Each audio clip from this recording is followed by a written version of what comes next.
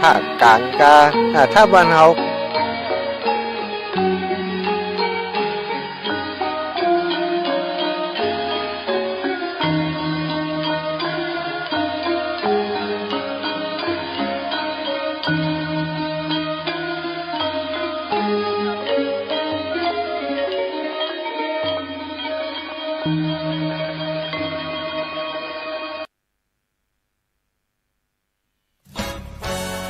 ทำเป็นทีมสถานีธรรมะออนไลน์ขอเชิญติดตามชมรายการธรรมสากัจฉาสนทนาธรรมตามการคุยทุกเรื่องทุกประเด็นเติมธรรมะให้หัวใจเติมอาหารใจเติมพลังใจให้ตนเองเป็นประจำทุกวันเวลา 20 นาฬิกาเป็นต้นไปโปรดกดปุ่มติดตามและกด Subscribe เมื่อทำเป็นทีมมาเราจะได้พบกันเพื่อรับฟังสารธรรมข้อคิดดีๆมากมายรับบุญง่ายๆด้วยการกดแชร์เผยแพร่เป็นธรรมทาน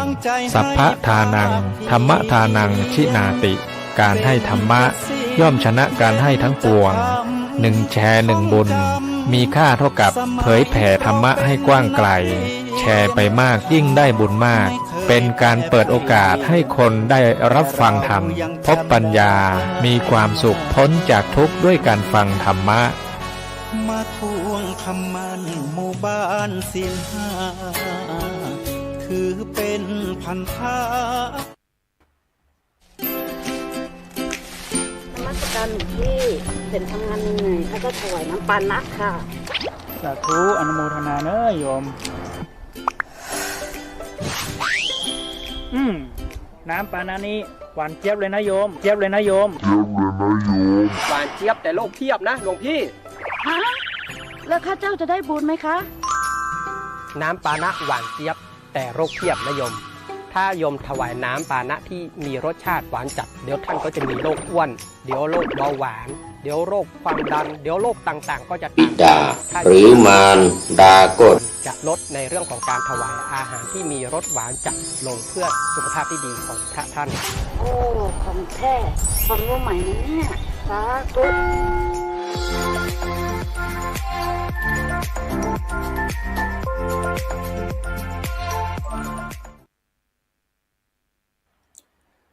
บุญเป็นเงา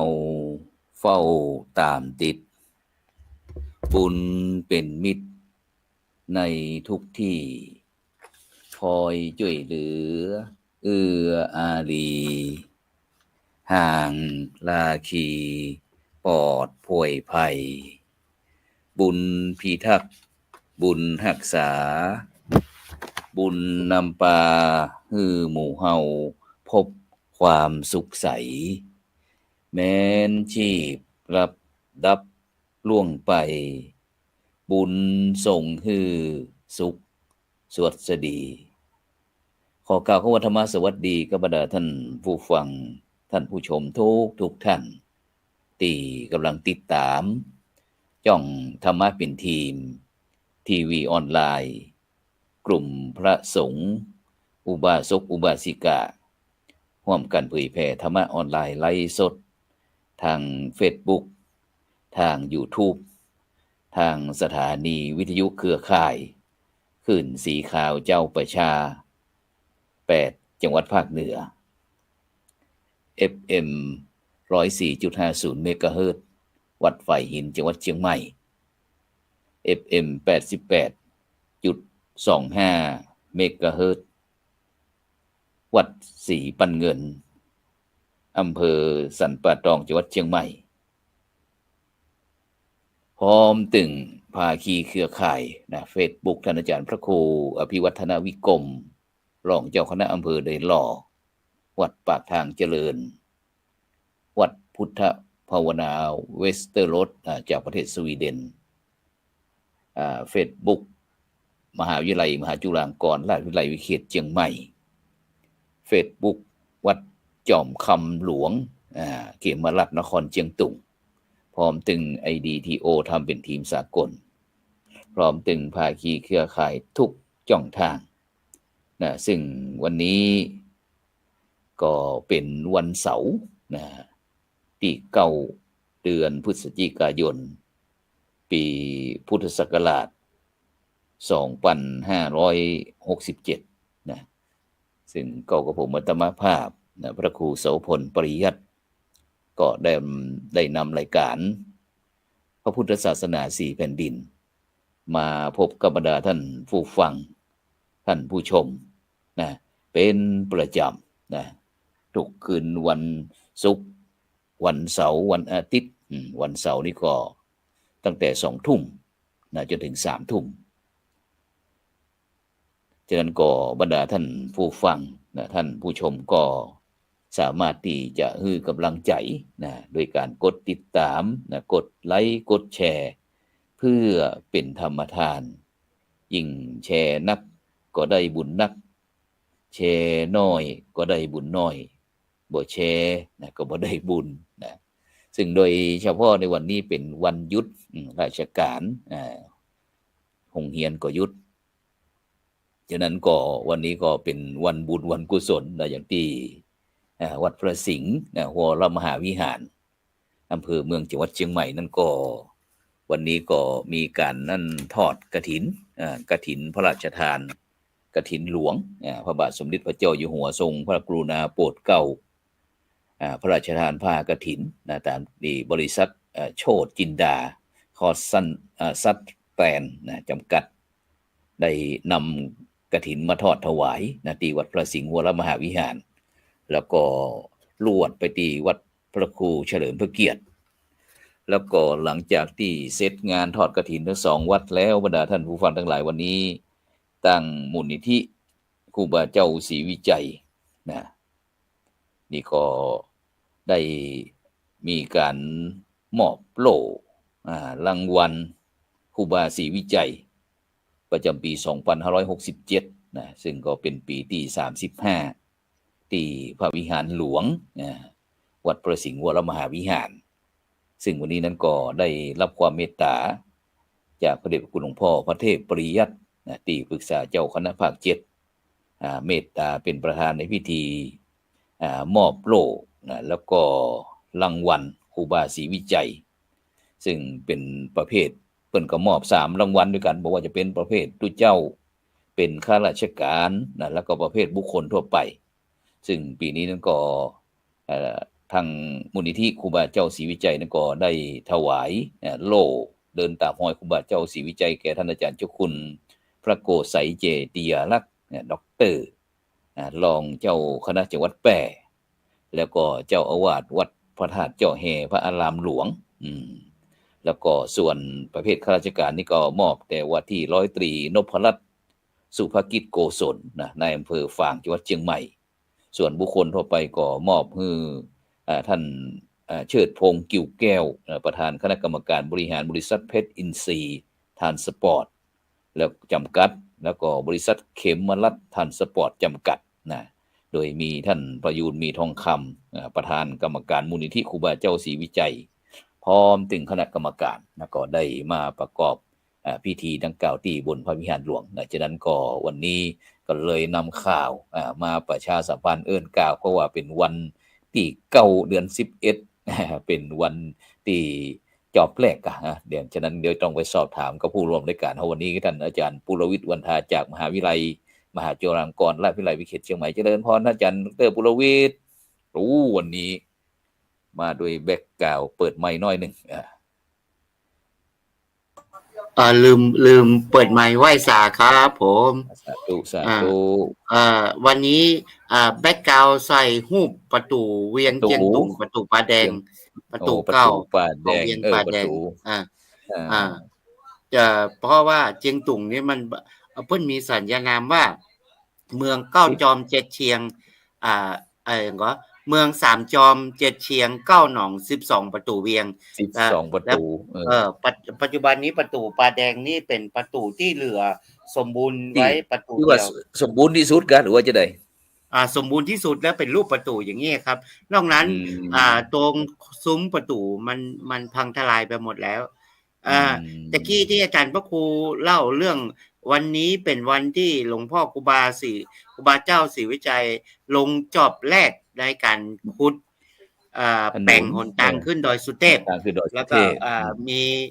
มูลนิธิครูบาเจ้าศรีวิจัยเปิ้ลได้ทำกิจกรรมเนี่ยเป็นที่น่าชื่นชมยกย่องยินดีเนาะเพราะว่าสมัยแต่ก่อนเนี่ยดอยสุเทพเนี่ยเป็นวัดที่อยู่จ่อมดอยแล้วก็การที่จะขึ้นไปไหว้พระธาตุเนี่ยต้องเตียวลัดต้องเตียวลัดตังน้ำตกห้วยแก้วเตียวลัดเลาะขึ้นตามแม่น้ำไปถึงพาราอะไรอย่างเงี้ยเนาะแล้วก็สำคัญคือหลวงพ่อครูบาเจ้าสี่ประกาศสี่ประกาศแล้วก็หลวงพ่อครูบาเนี่ยเปิ้ลมีความคิดว่าตอนนั้นเนี่ยเมืองเชียงใหม่มันเริ่มมีการพัฒนาแล้วก็มีไฟฟ้าเปิ้ลก็เลยคิดว่าจะทำยังไงถึงจะให้บนดอยสุเทพมีไฟฟ้าครูบาเปิ้ลก็เลยคิดว่าก่อนที่จะมีไฟฟ้าเนี่ยมันจะต้องมีหนทางขึ้นไปได้ก่อนเมื่อมีหนทางแล้วไฟฟ้ามันถึงจะขึ้นได้เจ้าสี่ประกาศเนี่ยเปิ้ลพยายามหลายครั้งแล้วอู้กับสสมัยนั้นกับหลายยุคหลายสมัยแล้วก็มันยังติดปัญหาเรื่องนี้ครูบาเปิ้ลก็เลยมีความคิดว่าอันดับแรกครูบาจะมานั่งนับแล้วกับแปลงหนทางขึ้นก่อนเมื่อมีหนทางแล้วเนี่ยไฟฟ้ามันถึงมาอย่างเงี้ยอันนี้ถือว่าหลวงพ่อครูบานี่เป็นคนที่มีวิสัยทัศน์ที่เก่งมากเก่งมากแล้วหลวงพ่อครูบาบอกว่าบัตร4 บัตร 5หลวงพ่อครูบาจะแปลงหนทางนะหลวงพ่อครูบาจะต้องเช็คบุญบารมีมานั่งนักอธิษฐานจิตว่าถ้าหลวงพ่อแปลงหนทางขึ้นเนี่ย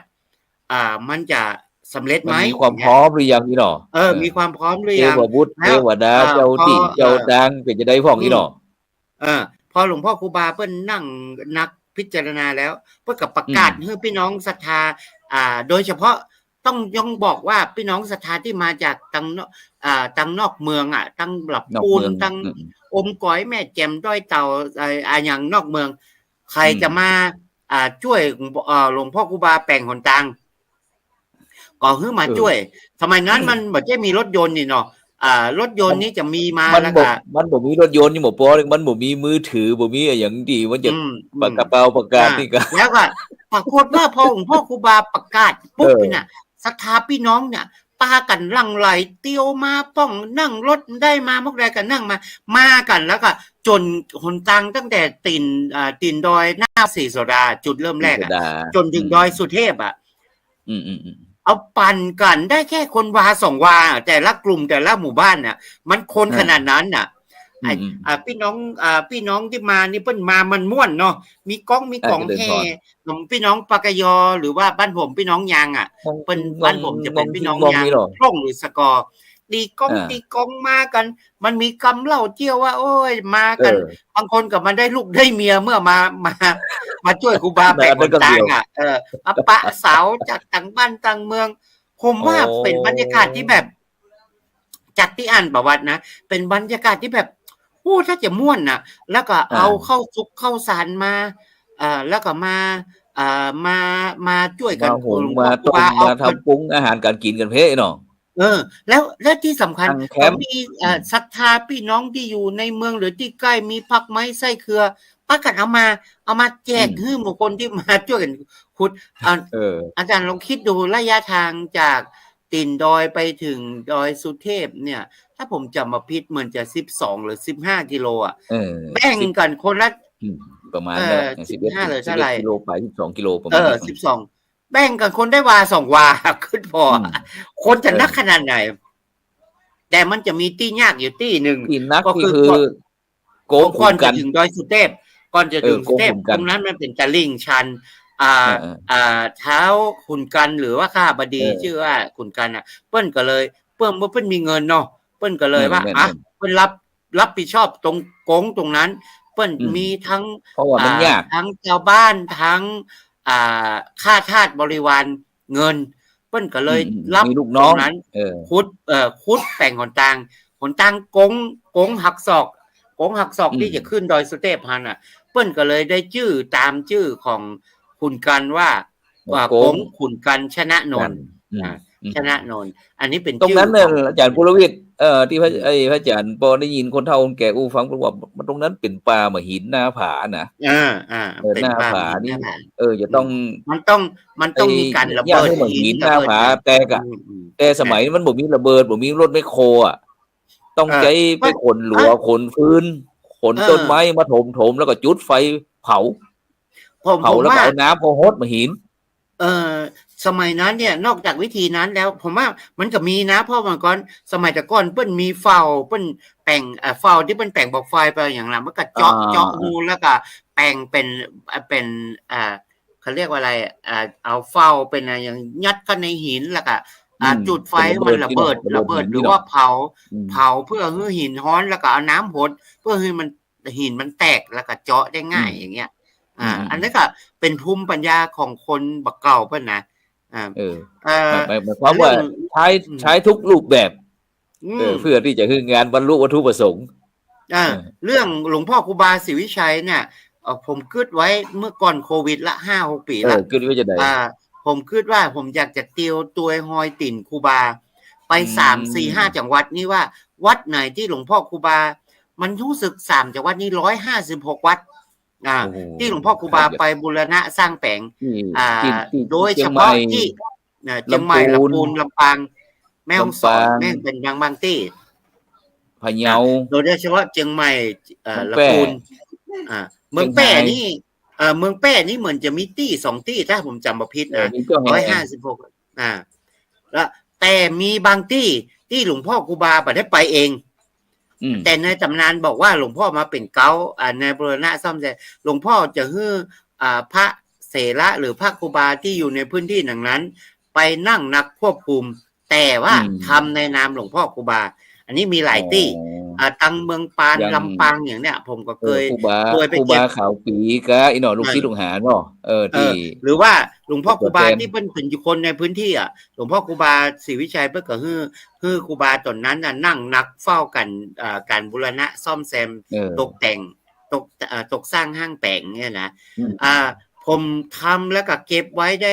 ตอนนี้เดี๋ยวผมต้องกลับไปค้นเตียวตัวหอยติดครูบาเป้าหมายของผมตอนนั้นเนี่ยผมบอกว่ากลุ่มอาจารย์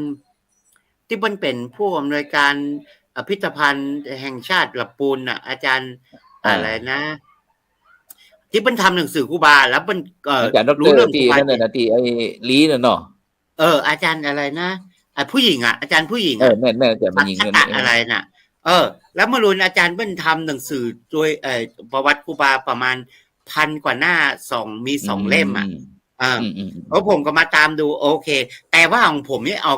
ผมอยากทำนะอยากทำออกแนวว่าที่นี่ครูบามาแปลงแล้วปัจจุบัน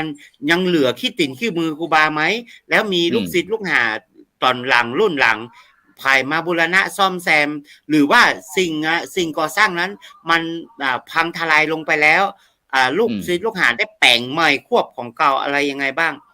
ผมทำไว้ตั้งแต่ก่อนโควิดแล้วก็หยุดจากช่วงโควิดแล้วก็ปัจจุบันนี้ก็กึดมาว่าอยากจะทำเมื่อก่อนโควิดหรือหลังโควิดมันจะมีทีมงานที่เปิ้นรายการทีวีออนไลน์มั้งรายการช่อง56-57เนี่ย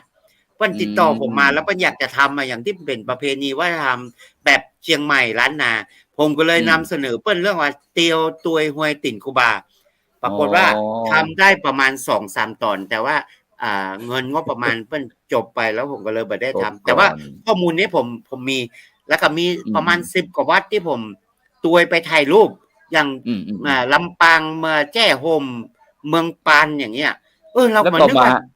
มหานครอันดอยเต่าเฮาดูที่ดอยตึงหลวงพ่อครูบาบาได้เข้าไปตั๋วอำเภอดอยเต่าแต่ครูบาไปบูรณะซ่อมแซมวัดพระธาตุดอยเกิง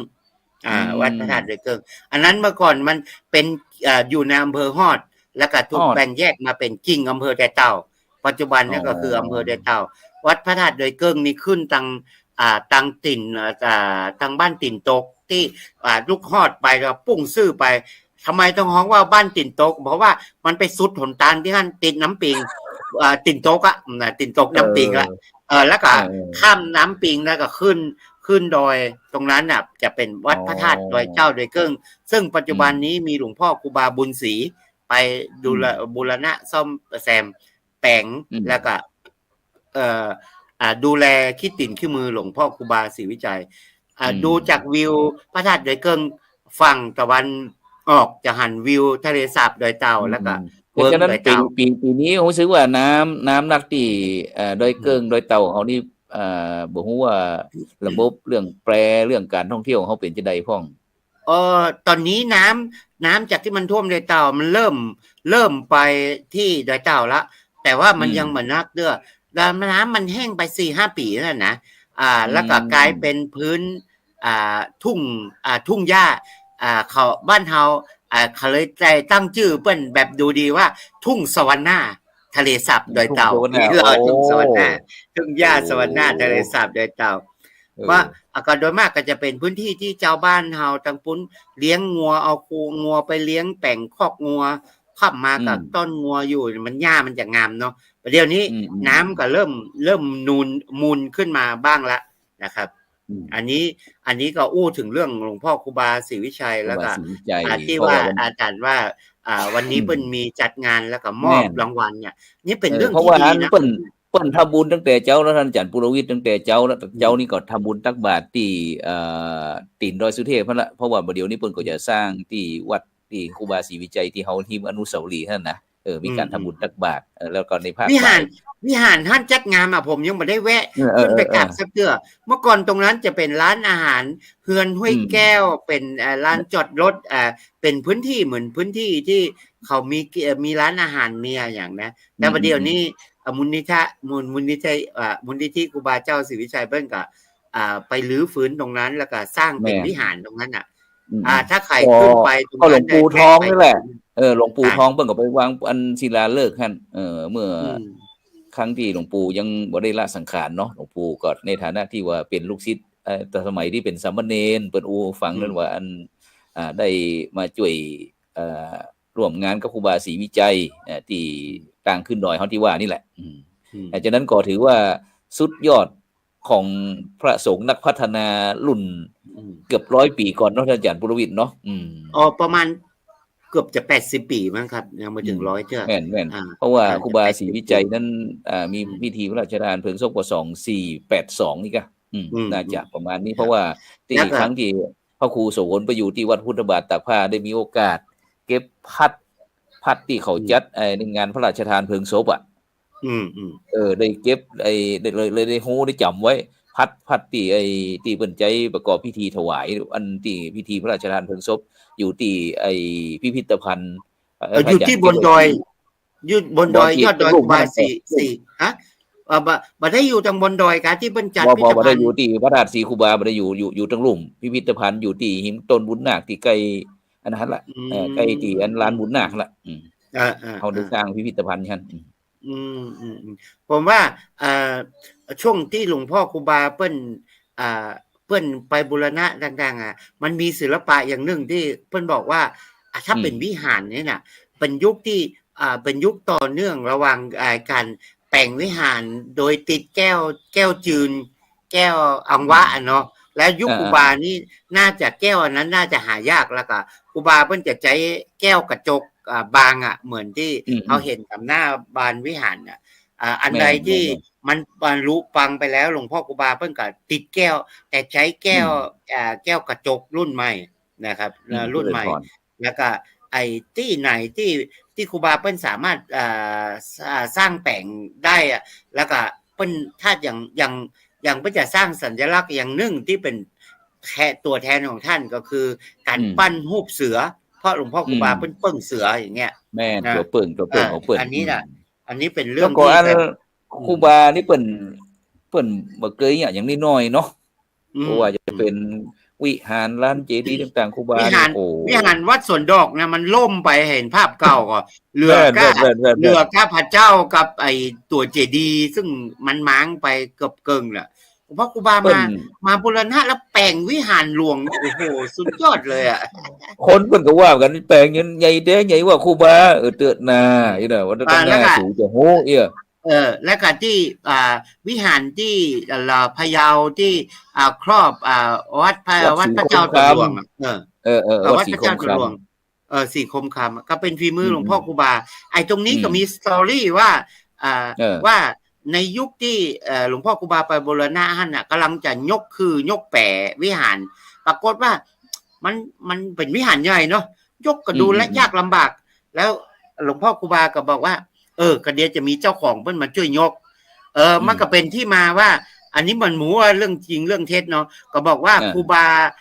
พระพี่หลวงป่าบงซึ่งเพิ่นป้อมเพ็งภาวนาศีลธรรมกรรมฐานอยู่ที่วัดที่เมืองยองที่อารามป่าบงอารามเพิ่นก็ได้จาริกมาพร้อมกับพระสงฆ์เถระเมืองยองพอมาเพื่อที่จะมาช่วยหลวงพ่อครูบาบูรณะซ่อมสร้างพอคณะของพระพี่หลวงป่าบงมาถึงเนี่ยพระพี่หลวงป่าบงก็เป็นเป็นการในการดึงจักรลากคือคานวิหารขึ้นโอ้ทุกคนแปลกใจมันก็เลยเป็นสตอรี่ว่าคือคานของวิหารวัดพระธาตุสีคมคำเนี่ยเป็นบุญบารมีที่พระพี่หลวงป่าบงซึ่งพระพี่หลวงป่าบงนี่ทำไมเปิ้นฮ้องว่าพระพี่หลวงป่าบงเพราะว่าเปิ้นบวชแล้วเปิ้นบ่เป๊กเป็นตู้เจ้าเปิ้นถือกรรมฐานเป็นสามเณรถึงเป็นเนนเป็นเนนเขาเลยฮ้องเปิ้นว่าพระพี่หลวงป่าบงและแต่ว่าเปิ้นได้รับการยกย่องสมณศักดิ์เป็นระดับสมเด็จอาญานะชื่อว่าสมเด็จอัจฉริยะสลีกันใจอย่างสักอย่างนี่แหละเนี่ยถ้าใครสนใจอยากจะไปเยี่ยมหาเก้าเด้าหาห้าพระพี่หลวงป่าบงไปจิงตุ่งเมืองยองประเดี๋ยวนี้ไปได้ละนะอนุญาตไปได้ผมเข้าจิงตุ่งเมืองยองมาเป็น10กว่าปีนะ15 ปีเพิ่งเข้าไปถึงวัดพระพี่หลวงป่าบงได้สัก3-4 ปีที่ผ่านมานี่เองเมื่อก่อนหนทางบัดนี้ขี่รถเครื่องไปติดลมติดมงบัดเดี๋ยวนี้รถตู้เข้าไปได้ละก็เป็นโรมานียสถานที่ร่มรื่นมากเลยอันนี้จะเป็นวัฒนธรรมเมืองยองเป็นวัฒนธรรมแบบไตลื้อซึ่งไตลื้อเมืองยองเนี่ยเป็นไตลื้อที่มาจาก12ปันนาเพราะว่าเมืองยองมันติดกับ12ปันนาข้ามด่าน BP 13ไปมันจะเป็นเมืองหลวงเป็นตั้งเมืองหลวง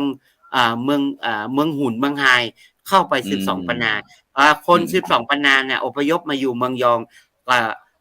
เปิ้นก็เลยฮ้องถ้าไปเมืองยองเนี่ยถามว่าหมู่พี่น้องนี่เป็นคนหังเปิ้นก็จะบอกว่าเฮาเป็นคนลือเมืองยองคนลือเมืองยองเนี่ยพอถูกกวาดต้อนมาสมัยพระเจ้ากาวิระเจ้าพญาอุปราชธรรมลังกาน่ะไปกวาดต้อนยุคพระเจ้ากาวิระไปยุคเก็บผักใส่สาเก็บข้าใส่เมืองน่ะไปกวาดต้อนคนไตขืนเมืองเจียงตุงกวาดต้อนคนไตลื้อเมืองยองมาแปลงสร้างก่อร่างสร้างเมืองที่มันล้างไปน่ะระหว่างเชียงใหม่ลำพูนน่ะไปกวาดต้อนคนเมืองยองมาตัวเมืองยองมาก็เลยไปอยู่ทางนอกเวียงลำพูนเขาก็สร้างเวียงหมู่บ้านตัวเองว่าเวียงยองแล้วก็ด้วยความที่ตัวเองมาจากเมืองยองก็เลยเรียกตัวเก่าว่าคุณยองแต่จริงๆแล้วโดยชาติพันธุ์มันเป็นคนลื้อคุณลื้อเมืองยองคนลื้อเมืองยองฉะนั้นคนยองละปูนเนี่ยไม่ใช่ชาติพันธุ์ยองแต่เป็นคนลื้อที่มาจากเมืองยองนะคนลื้อจากเมืองยองได้ยินท่านอาจารย์ปุรวิทย์ได้อู้ถึงเรื่องลื้อของเมืองยองของเจียงตุงของนี่เนี่ยนึกถึงกันว่าตอนนี้ได้ยินข่าวว่าอันจะไปแอวที่อันเมือง12ปันนากะจะได้โครงการจะได้อู้ฟังมีโครงการของนิสิตป.โทป.เอกของมจร.เขาจะเดินทางวันที่6ถึงวันที่11ธันวาคมเขาจะไปบินไปที่เมือง12ปันนาเสร็จเรียบร้อยแล้วเขาก็จะนั่งรถไฟไปเมืองยี่ซีแล้วก็ไปสัมผัสบรรยากาศหนาวที่ภูเขาหิมะเจี้ยวจือซึ่งอยู่ห่างจากเมืองคุนหมิงสักเล็กน้อยแล้วเขาก็จะกลับมาชมแผ่นมหัศจรรย์แห่งแผ่นดินซึ่งแผ่นดินนี้ออกสีแดงเขาเรียกว่าตรงส่วนแผ่นดินสีแดงตรงส่วนมาชมสีแดงตรงส่วนแล้วก็แวะแอวเมืองคุนหมิงแล้วก็นั่งรถไฟปิกมา12ปันนาไปถึงเมืองคุนหมิงเลยกะไปถึงเมืองคุนหมิงเลยกะใช่ครับไปยี่ซีคุนหมิงแล้วแล้วเขาจะจากเชียงใหม่นี่นูไปจะ จาก ไป ลูก เครื่ ทุ อง ก บิ เชีย น งใหม่นี่ไปเครื่องบินเลยกะ ใช่ไปไป เมื่อก่อนเค ไป รื่องบิน แวะไปขึ้นที่ไหนพ่องจากเชียงใหม่ไปที่ไหน เชียงใหม่ไปถึง12ปันนาเลย ไป โอ้ ชี้ ตรงไป ช่ว เล ง ยกะ ปันนาคน ตรง คน ตรงไป จีน เลย ฮ้อง12ปันนาว่าชี้ช่วงปันนา หรือเขาฮ้องว่า10 ชิงช่วงคนนะ ชี้ช่วงปันนา ใช่ เออ ไปลงที่สนามบินจิงหงคนจีนเรียก12ปันนาว่าจิงหง หรือว่าเราเรียกว่าเมือง12ปันนาเนี่ยครับ แล้วก็ เขา อั จะ น ไปบินไป การที่อันตอนนี้การไอ้นี่จำกัดคนก็ หรือว่าจะได้ เขาจะไปแค่15คนตอนนี้ขาดอยู่3คน ถ้าใครสนใจอยากจะไปตัวแจ้งมาเลยนะติดต่อมาที่มหาเทืองนะครับค่าเดินทางหนึ่งเขาจะไปไม่ใช่ไปแค่4วันนะไป6วันไป6วันค่าใช้จ่าย 24,000 บาทเขาจะไปภูเขาหิมะแล้วก็ปิกมา12ปันนาแล้วเขาจะไปไหว้สมเด็จอาจยาเมือง12ปันนาที่ชมดีจริงๆสมเด็จเปิ้ลเนี่ยเปิ้ลเป็นลูกศิษย์วัดเดิมครูบาสมเด็จอาญาเปิ้ลอยู่วัดราชฐานหลวงป่าเจอยู่ในตัวเมือง12ปันนาแต่เปิ้ลใครเดิมวัดป่าเจนี่ที่ไอ้กรมหลวงสมเด็จพระเทพเปิ้ลได้เอาอันไอ้ต้นสีมหาโพธิ์ไปปลูกเนาะใช่เอาต้นสีมหาโพธิ์ไปปลูกตรงนั้นแล้วก็ปัจจุบันหลวงพ่อได้มันมีทุนจีนเปิ้นไปพัฒนาวัดเก่าแล้วก็เป็นที่รวมศิลปะวัฒนธรรมของ12ปันนาไตรลือเลยตั้งชื่อว่าวัดหลวงเมืองลือเขาจะปากันไปพูดคุยกับคณะพระสงฆ์ครูบาอาจารย์ที่สอนหนังสือที่ท่านในวันที่5ที่เขาปิกมาเขาจะไปพูดคุยไปและตรงบนนั้นมีสกายวอล์กแล้วก็มีการแสดงที่ผมประทับใจนะประเดี๋ยวเราอ่อนจีนเขาเนี่ยเปิ้นก็จำลองเปิ้นแปลงพระพุทธรูปยืนแล้วประเดี๋ยวนี้จอมดอยแล้วเปิ้นแปลงพระเจดีย์จอมไข่เป็นศิลปะไทยลาวไตลือไตใหญ่น่ะชื่อว่าเจดีย์จอมไข่แล้วหลังจากเอาช่วงประมาณสัก9 โมง 10 โมงเนี่ยเขาจะมีการแสดงเขาเรียกว่าการรำถวายดอกบัวแต่รำนี้ปกติจะรำเขารำก็คือฟ้อนล่นไปล่นนาตามลานเจดีย์ไม่ก่อนแต่นี้แปลกเขาใช้มอเตอร์เป็นมอเตอร์ไฟฟ้าที่มันเป็นล้อเลื่อนน่ะ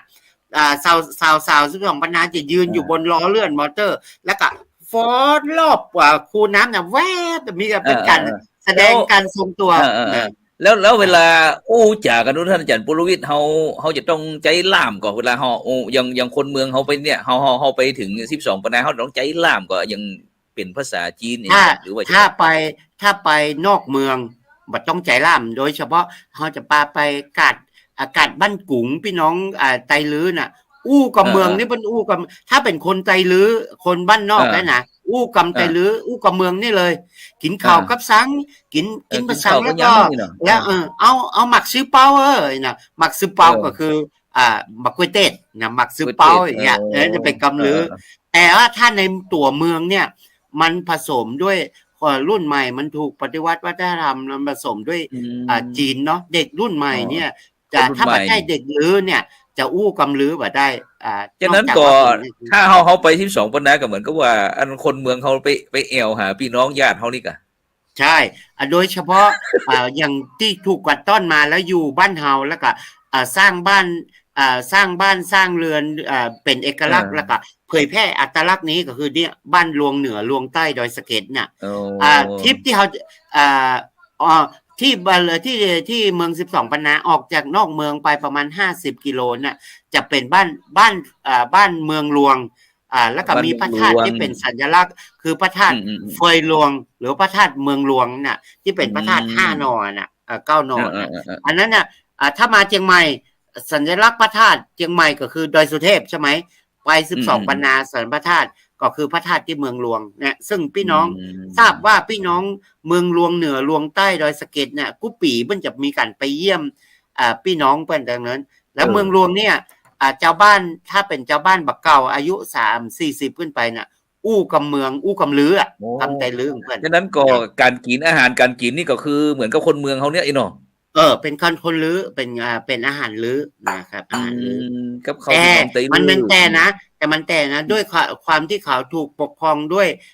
จีนเพราะจีนเข้ามายึดปัจจุบันนี้12ปันนาเป็นเขตปกครองตัวเองหยุนหนานเขตปกครองตัวเอง12ปันนาฉะนั้นการบริหารจัดการเมืองเนี่ยก็จะบริหารจัดการโดยผู้ว่าที่ดูแลเป็นเขตปกครองพิเศษเนี่ยผมเคยไปอยู่ปีนึงนะแต่พ่อครูไปช่วงลอยกระทงผมยังยืนงงอยู่ดงลอยกระทงเลยว่าเฮ้ยตอนนี้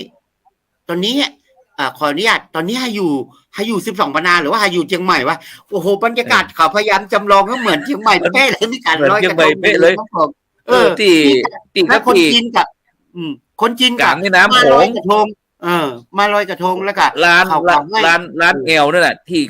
มีแสงสีเสียงแสงไฟเนาะที่สาดน้ำมันก็ที่โครงการเก้าจอมเจ็ดเชียงที่โครงการของเขาอ่ะนะแล้วก็เนี่ยลอยกระทงเนี่ยอย่างที่จะถึงวันที่15น่ะโอ้โหมันเป็นบรรยากาศแบบเชียงใหม่ละปูนเลยแหละแล้วคนจีนที่เพิ่นบ่มีโอกาสมาบ้านเฮาเนาะเขาจะมาตึก12ปันนาเขาจะไปลอยกระทงแล้วก็ที่ฮิตมากที่สุดจนถึงบ้านเฮาไปเจ้าชุดไตลือไตชุดไทยชุดอีโก้อาคามาถ่ายรูปนะส่งตั้งแต่ปีที่แล้วมาละร้านนี้ก็หนุ่มสาวที่มาจากต่างบ้านต่างเมืองจะมาถ่ายรูปด้วยชุดบางชุดก็คือชุดไทยไทยล้านนาไทยกรุงเทพเรานี่แหละโอ้โหมันแล้วก็ท่านอาจารย์ปรวิทย์ที่จุดไฮไลท์ที่อันเนี่ยเวลาเขาเปิดทาง YouTube เขาจะหันที่ว่าอันเวลานี้นกยุงที่นกยุงที่เขาครอบเมื่อก่อนโป๊กอย่างนั้นเมื่อก่อนเนี่ยมันจะเป็นนกยุงที่บินมาหากินเมื่อก่อนจะไปที่สวนป่าอุทยานสวนป่านอกเมืองนั่งรถไปประมาณ10กิโลปัจจุบันนี้นกยุงที่มาที่เขาเป่านกหวีดขึ้นลงมาเนี่ยอยู่ที่วัดหลวงเมืองเลื้อเลยเขามาหั่นเลยแล้วก็เมื่อค่ำร้านแสดงหั่นเลยแล้วเมื่อค่ำเขาก็จะป้ากันไปชมการแสดงแสงสีเสียงพาราณสีพาราณสีก็จะแสดงเป็นการจินตลีลาประกอบแสงสีเสียงเล่าความเป็นมาของเมือง12ปันนาว่า12ปันนาสมัยก่อนนั้นอยู่ริมแม่น้ำโขงหรือล้านช้างเกียงเป็นเมืองที่มีเจ้าชายไปแอวป่าแล้วไปเจอนางนกยุงคำซึ่งแปลง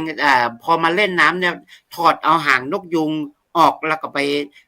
ปเล่นน้ำแล้วก็ไปปรากฏว่าไปเจอเจ้าชายสบตาปิ้งกันแล้วก็เลยตกภวังค์รักแล้วก็เลยบ่ปิ๊กอย่างเงี้ยก็ได้แต่งงานกับเจ้าชายฉะนั้นเมือง12ปันนาเพิ่นจึงได้ชื่อว่าเมืองนกยุงคำการฟ้อนรำการแสดงเพิ่นเนี่ยมันจะเต้นแบบเหมือนนกยุงมันยึกยักนกยุงนี่นกยุงลำแพน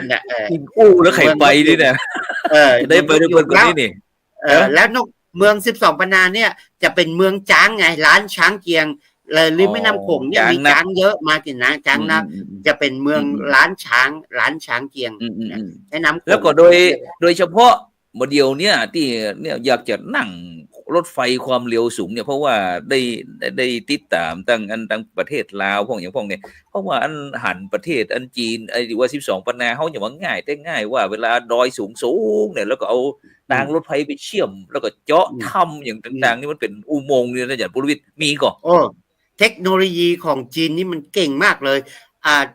เจอดอยเจาะดอยเป็นหูเจาะระเบิดเป็นถ้ำอุโมงค์ยาว4กิโล5กิโลเจาะหมดเลยพอเจอเหวแปลงสะพานข้ามเหวไปปุ้งเหวด้วยนึงเจาะหูด้วยเนี่ยทริปที่เราจะไปน่ะบินไปถึง12ปันนาแล้วกินข้าวตอนแอบไปไหว้พระที่ป่าเจแล้ววันที่6ถึง11เนี่ยจะนั่งรถไฟความเร็วสูงจาก12ปันนาไป24ที่เขตเมืองคุนหมิงนั่นแหละนั่งรถไฟความเร็วสูงไปหมายความว่าไปรถถ้าเฮาไปใน12ปันนาแล้วเฮาก็จะใช้รถไฟความเร็วสูงในภายในประเทศเพิ่นหันวิ่งนี่เนาะใช่ที่12ปันนาก็มียาวทั้ง21กิโลทำมันใช่แล้วก็10กว่ากิโลอันนี้จากถ้าเราไปทางรถยนต์เข้าลาวแล้วก็ไปถึงบอเตนแล้วก็ข้ามไปด่านบ่อหารด่านจีนคือโม่หานหรือบ่อหานบ่อหารแล้วก็เมื่อก่อนนี้ถ้านั่งรถตามเส้นทางปกตินะจากด่านนั่งเข้า12ปันนานะใช้เวลา8ชั่วโมงหรือ10ชั่วโมงเมื่อลูนเปิ้นทำทางด่วนใช้เวลาวิ่ง5ชั่วโมงบัดเดียวนั่งรถไฟ ชั่วโมงป่ายอะจาก โอ้ ด่านไปถึง12 ปันนาชั่วโมงป่าย2 ชั่วโมงบ่เดี๋ยวนี้ถ้าไผไปนี่เอาคงจะบ่นึกถึงว่าบ่นึกว่าจะเป็นแม่น้ำโขงเนาะเพราะว่าเปิ้นทำไอ้ตางคือ2ข้างเนาะมันติดไอ้โซล่าร์เซลล์โอ้เหมาะวนเนาะน่าเนี่ยแล้วก็12 ปันนานี่ก็เปิ้นรับว่าศาสนามาจากล้านนาเฮาฉะนั้นพิธีกรรมบางอย่างในศาสนาเปิ้นก่อนที่จะถูกปฏิวัติวัฒนธรรมเนี่ยและก็ทำใบลานหรือปั๊บษาเปิ้นน่ะเขียนด้วยตัวเมืองเขาเรียกว่าอักษรธรรมกะคะงะอยู่กับตุกะพะกินอิ่มกินเต็มนี่อ่านอย่างเดียวกันเลยแล้วพอปฏิวัติวัฒนธรรมแล้วมันก็มีการเขาเรียกว่าปรับเนี่ยก็เขียนคือเรียกว่าตัวลื้อใหม่นี่ผมอ่านมาได้ละมันจะมาเหมือนตัวเมืองของเราละนะเมืองลาว12 ปันนาเนี่ยมีวัฒนธรรมการใช้ตัวอักขระธรรมเหมือนเดียวกันถ้าเป็นปั๊บเสียดายนะวัดต่างนอกเมืองเนี่ยบางทีคนแบบพอเข้าไปบวชเนาะที่12 ปันนาก็ล้างไปแล้วก็บางทีถ้ามีตู้เจ้าเนี่ยรู้ไหมเป็นตู้เจ้าจากไหนไป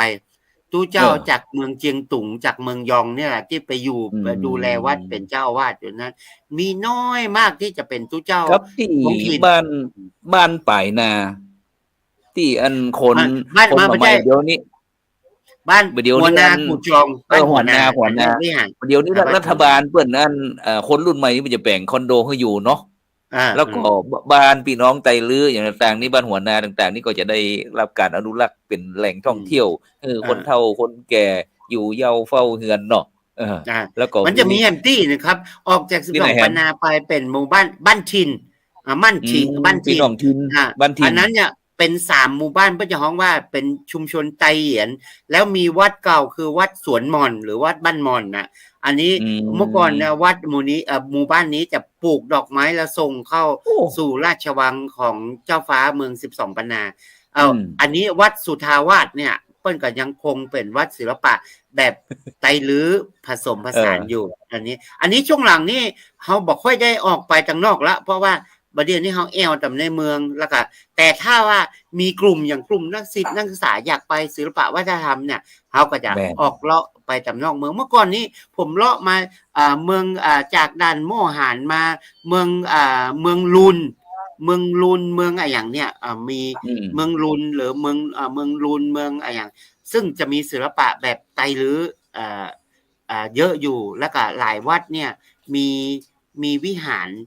ที่เป็นบักเก่าอยู่แต่เสียดายว่าช่วงหลังนี่เกือบตั้งแต่ก่อนโควิดนี่ผมมาได้เลาะไปแต่ว่าที่ผมอยากเลาะไปก็คือว่าออกจาก12 ปันนาไปเมืองหุนเมืองไฮเจียงแจ้เจียงเจิงนี่คือเขตติดต่อเมืองลาเชียงตุงล่ะเขตเมืองลาเขตปกครองตัวเองเมืองลาอันนี้จะมีอุโบสถ8 เหลี่ยมซึ่งเป็นสถาปัตยกรรมที่เป็นสัญลักษณ์ของศิลปะไตลื้อเวลาเฮาไปเนี่ยอันนี้ถ้าจะเป็นกลุ่มที่สนใจเท่านั้นที่จะไปถึงเนี่ยอันสมมุติว่าอย่างเนี่ยเพราะว่าอันยังต้นตระกูลของพระครูโสพลปริยัตินี่ก็ 200-300 ปีก็เดินทางมาเส้นนี้แหละจะมีเรื่องจีนเชื้อสายจีนน้อยนึงเกี่ยวกับเรื่องเรื่องขายแต่เอาก็คิดว่าเฮาอยากจะถ้าไปเนี่ยอยากจะไปเสาะหาพี่หาน้องไปจากกับคนเฒ่าคนแก่พวกคนเฒ่าคนแก่นี่ยังภาษาเมืองเฮาอยู่เนาะกำลืออยู่ต้องไปนอกเมืองนะต้องแล้วก็ที่ในเมือง12 ปันนาเนี่ยมันจะมีวัดหนึ่งชื่อว่าวัดบ้านมังนี่ก็คือเป็นวัดของพญามังลายยังมีวิหารและมีพระเจ้าอยู่ซึ่งตรงข้างวัดจะมีหอพญามังลายอยู่ปีหนึ่งเขาจะต้องมีการเส้นสวงบูชาซึ่งผมไป2 เทื่อละปาไป2 กรุ๊ปแต่ถ้าเป็นกรุ๊ปทั่วไปคนที่ไม่ได้สนใจเขาก็ไม่ได้ปาไปมันจะมีบ้านมังหรือว่าบ้านมองอาจจะเป็นวิหารแบบไตลื้อโบราณอยู่แล้วมีพระเจ้าศิลปะแบบมันจะเป็นศิลปะแบบเจียงแสนน่ะแล้วก็ถ้าออกไปทางเจียงแจ้เจียงเจิงน่ะมันอันนั้นวิหารเก่ามันจะเป็นศิลปะแบบสไตล์จีนมีกรอบสไตล์จีนอันนี้เป็นต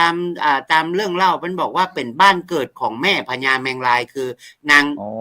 อัวมิ่งราชธานหลวงบ้านตองอันนี้อยู่ที่เจียงแจ้นะครับอันนี้เจียงแจ้เมื่อก่อนเป็นวัดนี้เป็นสถานที่ท่องเที่ยวแต่ก่อนโควิด ก่อนโควิดน้อยการท่องเที่ยวหรือเศรษฐกิจ12 ปันนามันแปรผันเนาะมันก็เลยยุบไปแล้วแต่ถ้าคนที่สนใจเรื่องบักเก้าอันเนี้ยเขาก็จะปาไปจะปาไปยิ่งแล้วยิ่งอยากจะไปวันพุธวันหือเนี่ยฉะนั้นก็บรรดาท่านผู้ฟังท่านผู้ชมเนอะไผที่ต้องการจะไปในเซตนี้เนาะในถ้าอยากจะไปถึงภูเขาหิมะเนี่ยไปกับกลุ่มมูลนักศึกษาเฮาวันที่6 ถึง 11หรือถ้าจะไปแค่12 ปันนาแต่ลุยออกไปทางเมืองหลวงไปไหว้พระธาตุเมืองหลวงไปอย่างเงี้ยเฮาก็มีโปรแกรมผมจะเดินทางวันที่17 ถึงวันที่20เนี่ยจะอยู่ที่12 ปันนา4 วันจะออกไปเมืองหลวงไปไหว้พระธาตุไปไหว้พระบาทพระธาตุเจดีย์อะไรอย่างที่12 ฉะนั้นถ้าสมมุติว่าถ้าคนที่อยากจะไปดูท่านอาจารย์ปุรวิทย์จะต้องมีอย่างพวกเตรียมเอกสารเตรียมอย่างพวกนอกจากที่สตางค์ 24,000 แล้วพาสปอร์ตส่งหน้าพาสปอร์ตมาแล้วก็สำคัญคือโอนเงินค่ามัดจำมานี่ได้เลยแล้วก็โดยเฉพาะเรื่องของดีที่12 ปันนาเนี่ยอาจารย์ปุรวิทย์รู้สึกว่ามีนักหนาป้าเนาะที่ของฝากของอย่างที่ว่าเขาซื้อแล้วมันเหมือนกับว่าเมื่อ 4-50 ปีก่อนที่ทางเมืองเชียงใหม่คนทางภาคเหนือเขาแล้วก็โดยเฉพาะนี่เรื่องของจีนนี่ดังๆนี่ก็คือเรื่องยกเนาะกำไรยกเยอะแยะยกนี้ว่าซื่อๆยกในจีนเนื้อไม่แน่นเท่ายกพม่าครับเศรษฐีเมืองจีนนี่ถ้าอยากได้ยกเนื้อดีเนี่ยเปิ้นมาเอาเพเดี๋ยวเปิ้นต้องสั่งจากพม่าครับจากมันตะเลเมืองก็เมืองกู้เมืองกุดเมืองสู้นะครับอันนั้นยกดีแต่ว่าที่12 ปันนานี่ปัจจุบันนี้ถ้าจะเป็นศิลปะหรือว่าของท้องถิ่นเนี่ยที่ผมหันเนี่ยมันก็จะมีพวกผลไม้ผักผลไม้ซึ่งผักผลไม้นี่มันงามมันดีแท้นะเขาปลูกอย่างไรหมูแล้วมีแถมอย่างหนึ่งวันนั้นผมพาคณะไปที่บ้านกุ๋งมันเป็นกาดพี่น้องลือเนาะผมก็หันหมู่แม่เขาไปลุ่มร้านนั้นน่ะซื้อบักขามป้อมเหมือนบักขามป้อมป่าบ้านเฮาน่ะหัวเม็ดบ่ใช่อันนั้นเป็นบักขามป้อมอินเดียถ้าหัวใหญ่น่ะอันนี้พวกบ้านเฮาเป็นบล็อกปอกแป๊กมะโหมันตีหนูไม่มือน่ะก็หันหมู่แม่นะเขาก็ถามว่าเฮ้ยไปซื้อไปหยังมันบ่เหมือนบ้านเฮากะแกบอกมาหาลองจิ้มพ่อเนาะปรากฏว่าลองจิ้มหวานบะส้มบะฟาดก็เลยลูกกันซื้อแล้วผมไปครั้งล่าสุดเนี่ยไปถามไอ้น้องคนขายมีอยู่ก่อนมันบอกว่ามันมีเป็นช่วงๆเลยนะมันเป็นฤดูบะคำป้อมเมืองบะคำป้อมป่าบะคำป้อมเมืองเขาเนี่ยแต่บะส้มบะฟาดคาท่าเดียมันบะใจบะคำป้อมอินเดียที่เป็นหน่วยใหญ่ๆมันใช่นะเป็นบะคำป้อมแบบที่เฮาหั่นตำแพะตำปลาบ้านเฮานี่แหละมันเป็นพันยังไงบ่ฮู้อันนี้นะโอ้โหอันนี้จากเล่าเรื่องหลวงพ่อครูบาโพสไปแผ่วเรื่องพี่น้องหรือ12 ปันนาว่าก็ดีดูเนาะเพราะว่าในปัจจุบันนี้เฮาหลังจากที่เฮาได้ทำงานกันหนักหนาป้านอยู่กับนี่มันไปฮือรางวัลชีวิตกับตัวเองพ่อมันก็ดีนะท่านอาจารย์ปุรวิทย์โดยเฉพาะบ้านปี่เมืองน้องเฮาได้มีโอกาสที่ย้อนสัมพันธ์คือว่าในเมืองเนี้ยถ้าเฮาวันนี้เฮาตั้งเลือกไว้บอกว่าของบ่กินมันฮู้จักเน่าของบ่เรามันฮู้จักลืมฉะนั้นถ้าวันนี้ถ้าอาจารย์ปุรวิทย์มามาจากเนี่ยแม้กระทั่งเฮาโลจากตั้งแต่เชียงใหม่จากวัดพระสิงห์แล้วก็ดอยสุเทพต่างๆขึ้นไปไปถึงเชียงตุง12 ปันนา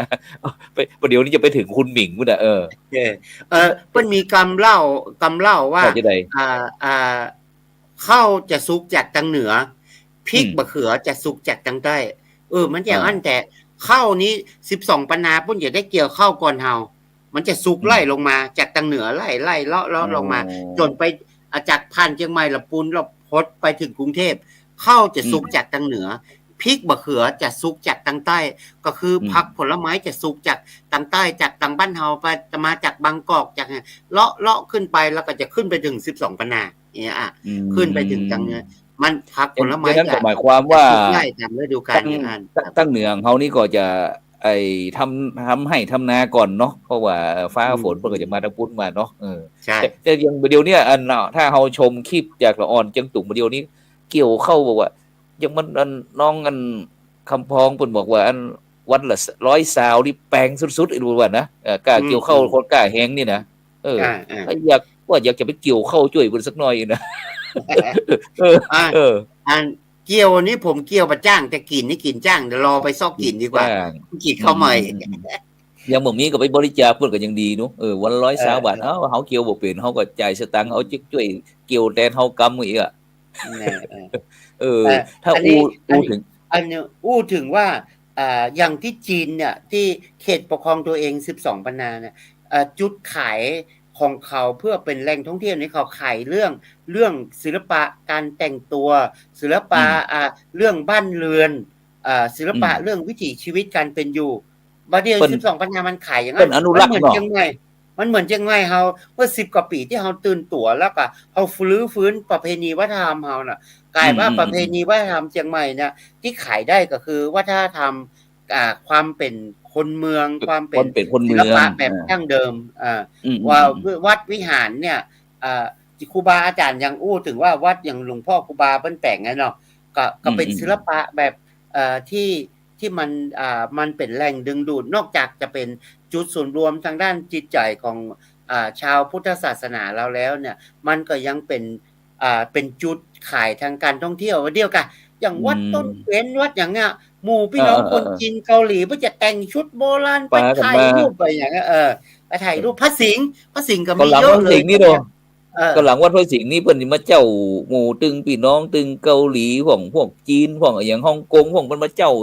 ชุดที่ข้างหลังวัดพระสิงห์เนี่ยแล้วก็ถ่ายรูปกันวันค่ำตึงหน้าวิหารตึงอุโบสถสงฆ์ตึงสิงโตนะ